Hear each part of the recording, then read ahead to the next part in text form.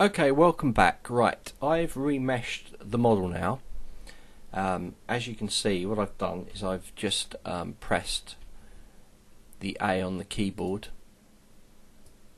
That's my original module, that's my mesh. Pressed A, and then I've just hit the poly frame. At the moment you'll see that it's hasn't got different colours because there's no poly groups, but we're going to set them up later just to show you how to do it.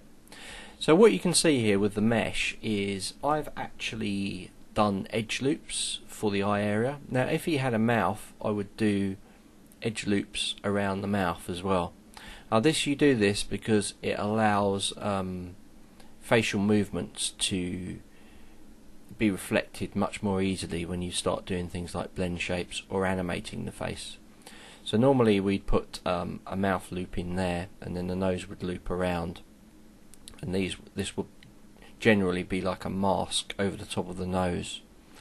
And also around here, now where the neck joins, it's almost like a cape that he's wearing.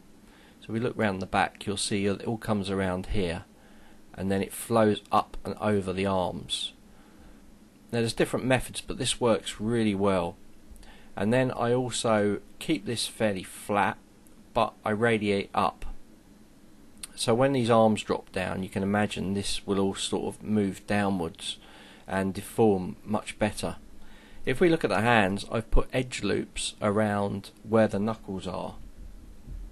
You'll see there's little loops around the knuckles, or it's just been sort of split across where the knuckles are. Now you don't want the split to be right in the middle of the joint there, because it won't deform nicely. So we're trying to keep it nice and even so that it will deform nicely. Now it could be a case that when this goes off to the animator or the rigger, that they decide that something's not working, and it might come back to you to be remeshed in certain sections. So you might need to go in and re-edit this mesh. That's another good reason for saving the product out, so that you know when which one to pick up, so that you can go in and just alter things. You'll also notice around the groin area, I've kind of like cut it so it goes around here, and that's so that when the legs move, it won't move this groin area too much, although it doesn't really matter in this case. And it is a case by case thing. You can it might be different on one model to another depending on what's required. As you can see, the knees out, and if you look, I'm trying to follow the direction of the topology, especially laterally. The feet come down, which is basically box squared off around the model. This again will deform nicely. There's not going to be a lot of movement, it'll be more in the kneecap area, but we'll see how that goes when we get on to the simple rigging that I'm going to show you. So that's basically it. Just watch for like here and the back where things pull down. So just try and imagine the mesh being twisted or moved and how this geometry will be affected by that. And a lot of it is a case of experience. When you start doing it, you'll start to realize that that just doesn't work, and that you need to retopologize it so that you can get your mesh working more efficiently. So okay, so we've got our mesh and he's ready to go. There's two ways of doing this. It will keep this density level will go in at a subdivision level of 5, and we'll still be able to go back down through our division levels. So maybe putting that on 6 would be quite good. We'll turn projector on, and then we'll just hit the A key. And that's pretty good. And as I said, I'm going to show you two ways of doing this. So what we could do now is make this an adaptive skin. So what I'm going to do first of all, I'm going to save this like this, and now I'm just going to come down to here and I'm going to select make adaptive skin. And now if we come up to here, we should see our new model.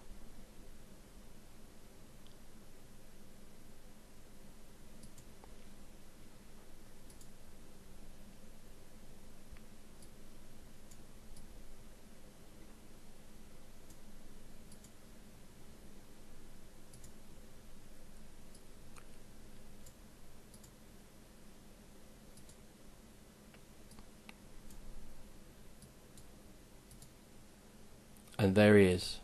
So we've got our subdivision levels right up to 6, and he's taken on all of that information that we had in the original model. But there is another one, there is another thing. But let me just show you at subdivision level 1 now. If I do the polygroups, you can see it's really nice and clean. This is exactly what we want. Also, we're going to output this model, and it only contains a poly count of 1758, which is fine, perfect. If we wanted to get it down any further, we could use the decimation master down here, and decimation master, Pixelogic website, going, and we could change these settings, so we could say the amount of polygons that it's going to take away, and so play around with those settings so we could decimate it. But it does triangulate things, and I would suggest to try and get it right while you actually remesh the model. So this is a good model now for animating. We can move this quite easy, it'll be a lot easier to move it, and we're ready for the next stage. But before I do that, I want to show you how we go about actually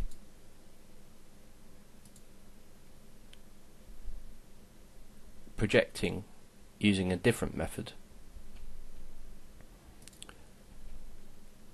So I think I might have lost that one. There he is. Okay, so say we wanted to not use the projection, which we got down here. We're going to A. So we just got our nice clean model like so. Well, what we can do is we can have a look at the adaptive skin settings. We've got density of 6, and this time we're going to make an adaptive skin. And now if I go to my model, there he is, ready to go.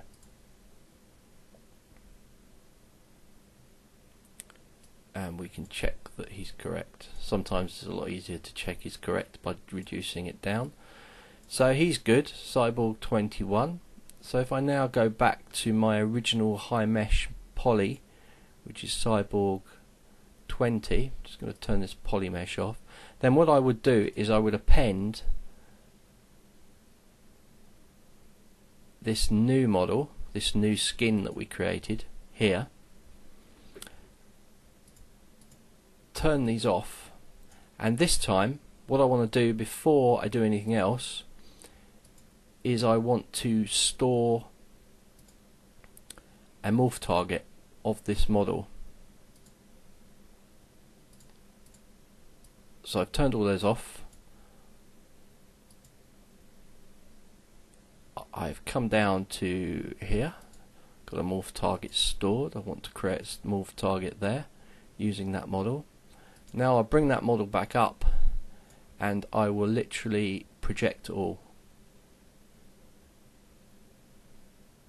Do remember that this is the layer, so you select this layer, this is the one you're going to put an action on, and then it will reproject to whatever's visible up there. So if I now turn that off, this is my reprojected version.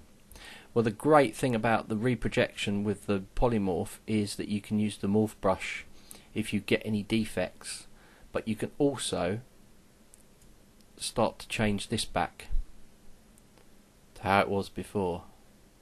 So it gives you real control, and you can over exaggerate it. That's more like a stormtrooper, isn't it?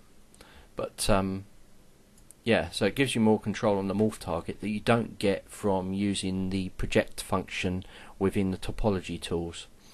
And the other thing is using the morph brush, which we've got down here somewhere. We can actually morph this back to whatever's underneath. So we'll talk more about morph brush later, but all you need to know for now is that the two methods of projection. So this is great. We've got our model, he's all remeshed. I've got my geometry, I can bring him down, he's a nice clean mesh. So let's save him out straight away and call him Cyborg 22. And that's great. So now in the next lesson we're going to start to just clean up a little bit more detail on him, put the detail in that's been lost, we get these feet a bit straighter. Then we're going to start to poly paint him and check the materials